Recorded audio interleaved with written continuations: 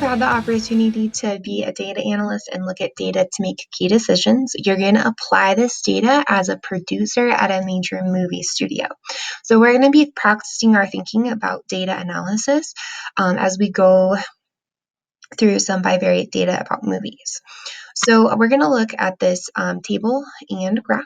When we look at this, we can see how much money the top grossing movie of each month made. So gross means the amount of money a movie took at the theater. It's not the profit because movies do cost money to make. So if I'm looking at this, I'm going to think to myself, which would be the highest grossing month? So when I look at the data, I can see some higher numbers in June and July. We've got 500 in March, but the highest month is actually going to be in December. And I can confirm that when I'm looking at the data on the graph as well. So it's also important for me to know which are the lowest months. So I'm going to go back to those numbers and I'm going to think to myself, what would my lowest numbers be? You can see that January would be the lowest at 67. October is pretty low as well as August. And if I'm going to check the graph, I can see that those are those lower points in that graph.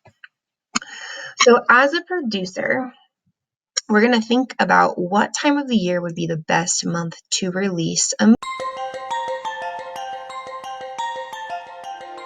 So if I'm looking at this, I'm going to think to myself, well, if you want to be making the most money, you're probably going to want to release it in December.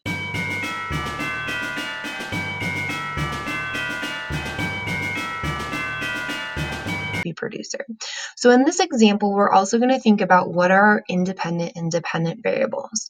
So I would think, does gross depend on the month or does the month depend on the gross? And the gross, the money that is made, is dependent. That depends on which month you release it in.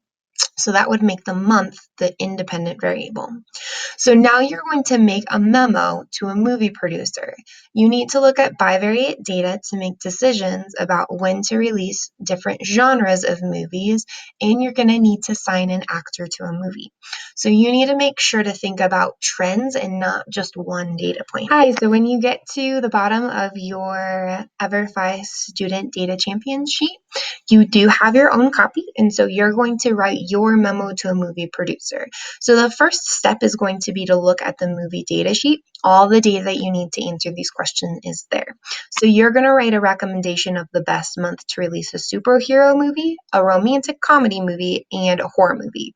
In the second part, you're going to look at different actors, and you're going to think about why you should or shouldn't hire. There's 3 actors for you to look at, and then you get to make your final recommendation of why you think they should be hired.